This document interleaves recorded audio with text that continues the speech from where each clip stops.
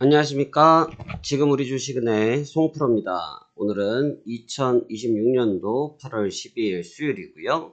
오늘 시장도 화끈하게 움직였습니다. 자, 오늘 시장 어떤 상황이었는지 같이 살펴보면서 또 내일 어떠한 종목으로 대응하면 유리할지 그 부분까지 같이 한번 살펴보도록 하겠습니다. 그러면 지금 바로 시작합니다. 오늘의 제목입니다. 코스피 매수 사이드카 발동입니다. 참 코스닥이 한동안 좀 주도하면서 코스닥 사이드카를 많이 이야기를 들었을 텐데요. 오늘은 코스피가 매수 사이드카가 발동되었습니다. 일단 사이드카가 발송됐다는 얘기는 늘 말씀드리지만 지극히 정상이라고 볼 수는 없는데요. 그 세부적인 내용은 어땠는지 같이 한번 보시죠. 자, 간밤 마감했던 뉴욕 증시는 전장 대비해서 마이너스 0.34%, 184포인트가 조정받은 53,000선에서 마감이 됐고요. 나스닥은 0.6% 정도 수준에서 마감이 됐습니다. 일단 진폭 자체는 아주 크진 않았고요. 그게 왜 그러느냐 하면 일단 첫 번째로는 이란의 요구사항 자체가 아직까지도 이어지고 있고 이란도 본인들이 언급한 내용들이 수용되기 전까지는 호르무즈 해협에 대해서 봉쇄를 지속하겠다라고 언급하였습니다. 하지만 지금 시장에서 가장 주목하고 있는 것은 바로 CPI와 PPI 데이터를 기다리고 있는데요. 해당 데이터는 결국은 인플레이션에 관련된 지표이고 현재 유가가 상승하고 있는 부분이 있기 때문에 굉장한 부담감을 안고 있는 상태입니다. 하지만 협상이 결렬됐다거나 또는 협상의 테이블이 걷어졌다는 내용까지는 아니기 때문에 유가는 반응하고 있는 상태이긴 하지만 주가 자체는 아직은 민감도 있게 반영되고 있지 않다라고 볼 수 있겠습니다. 그러는 가운데 가장 중요한 내용은 바로 이 부분인데요.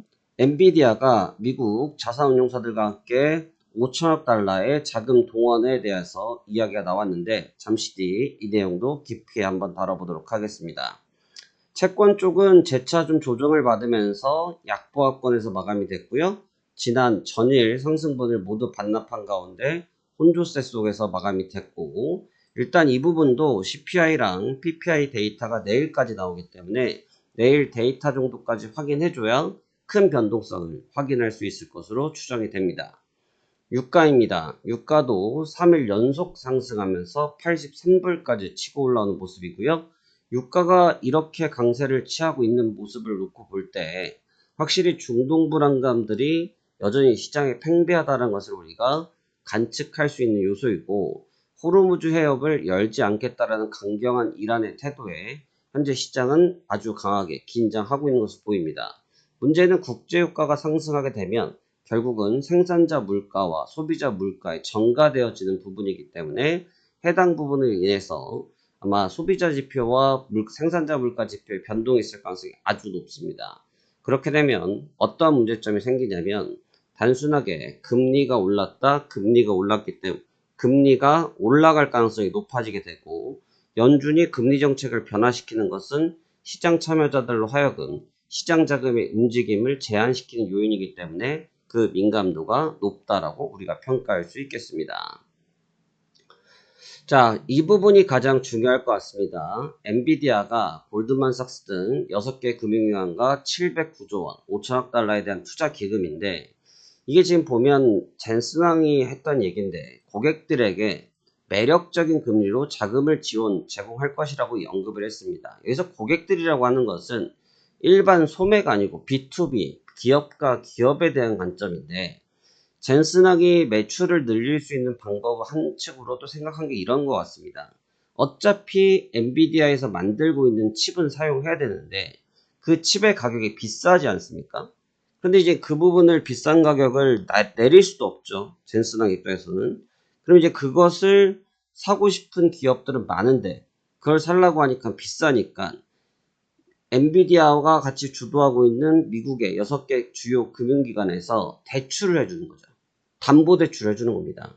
GPU를 기반으로 담보대출, 참 신박하긴 합니다. 신박하긴 한데 담보대출을 통해서 그걸 저금리로 찍겠다는 얘기인데 결국은 그러면 이 계약의 조건은 딱 하나겠죠. 엔비디아에서 제품을 구매하십시오. 근데 그게 결국은 순환금액이라는 단어가 나오는 겁니다.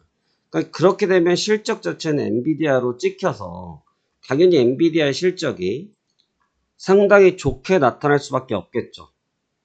그러면 여기서 만약 다른 문제점이 생깁니다. 엔비디아의 매출은 분명히 올라가고 영업이익이 분명하게 올라갈 것인데 어떤 문제가 생기겠습니까? 만약에 여기서 도미노처럼 쌓아서 이 구간을 만들어줬다고 가정합시다. 그 중에 한 도미노가 무너졌을 때 연쇄적인 데미지가 나타날 수 있다는 거죠. 그래서 이 부분에 대한 부분을 시장이 꼭 집은 부분이고 그 결과 엔비디아는 장 초반 상승분을 반납하면서 보합권에서 마감하게 됐습니다. 자, 그래서 필라델피아 반도체 지수는 일단은 반등을 하고 마감이 됐습니다만 역시나 좀 변동성이 다시 좀 극대화되기 시작했죠. 상하 급등락이 좀 강해지기 시작했다. 이 부분은 역시나 아직은 명확하게 방향성을 결정했다라고 보기는 어렵고 큰 추세로 놓고 봤을 때 현재와 같은 박스권에서 등락을 거듭할 가능성이 높다라고 우리는 평가를 하고 있습니다. 그래서 주요 종목들의 움직임을 보면 특히 이제 엔비디아 쪽은 아주 큰 재료라고 할 수 있겠지만 보합권에서 마감이 됐고 자금 조달을 계속 같이 하고 있는 인텔도 마찬가지로 보합권. 그러니까 시장 참여자들은 지금 아주 민감합니다. 기업이 돈을 빌려서 뭐를 하겠다라고 하면 예민해지는 거죠. 그러면서 앞서 말씀드렸던 인플레이션 우려와 그 인플레이션 우려가 금리 인상으로 이어졌을 때 결국은 저금리였다가 고금리로 바뀌게 되기 때문에 기업의 부담이 커지겠죠. 이해되시겠죠? 그런 부분들이 지금 나와 있는 주요 반도체 기업들에게 부담이 되고 있는 것입니다. 그래서 주가가 상승하지 못했고 나스닥 지수가 하락하게 됐다. 이렇게 간단하게 정리가 되어지네요. 저 오늘 마감했던 일본 지수는 괜찮았습니다. 키옥시 홀딩스를 SK하이닉스가 지분을 인수해서 최대 주주로 이제 넘어가게 됐다는 소식이 있으면서 키옥시가 좀 좋은 모습을 보였고 니케이 지수도 좋은 흐름으로 마감이 됐습니다. 전체적으로 반도체 섹터들이 모두 다 흐름이 좋았는데요.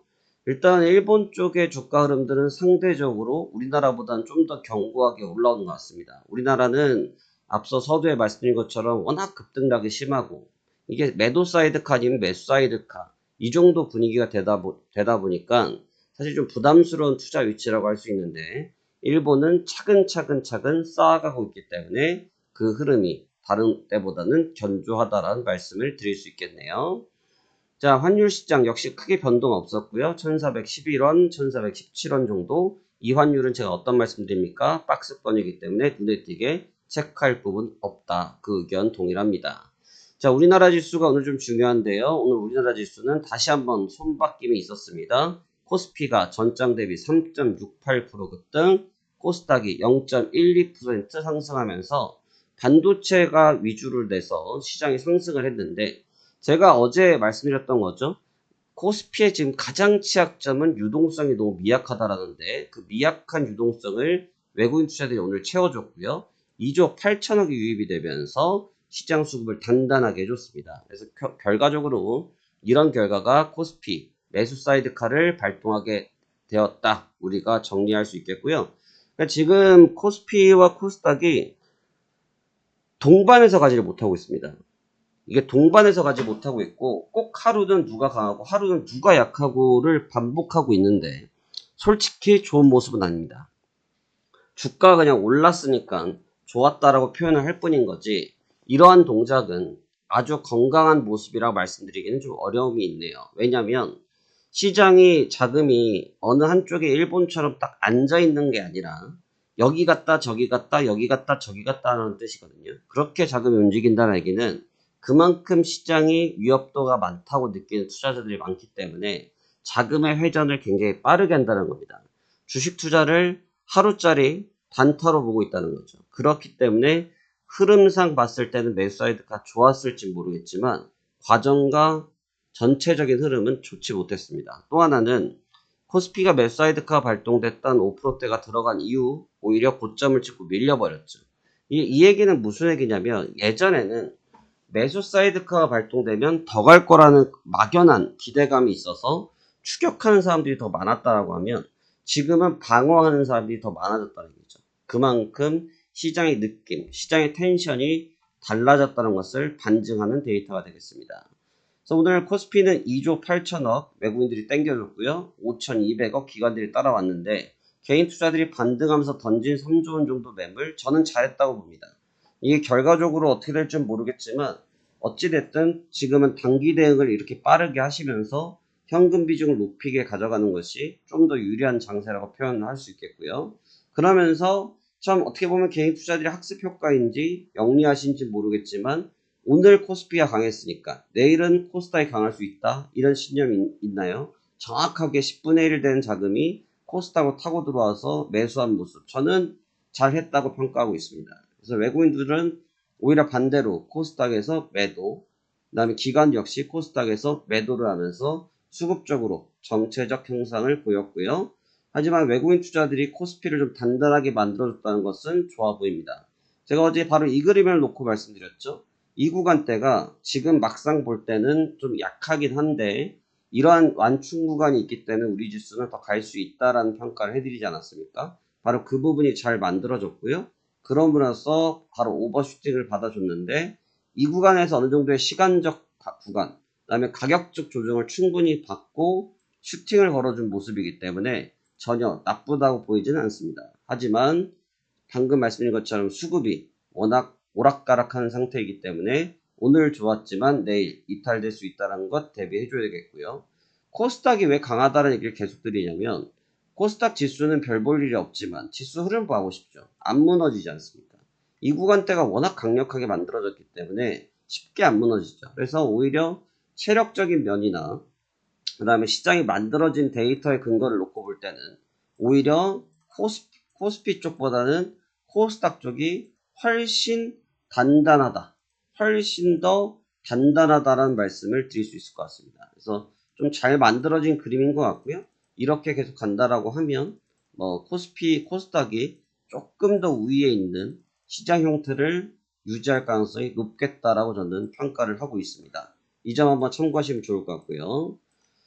자, 그래서 오늘은 보시다시피 거래대금 상위가 모두 다 다시 예전과 같이 빅5, 빅4, 삼성전자, SK하이닉스, SK스퀘어와 삼성전기로 이어지는 전형적인 패턴의 모습을 보여줬고요.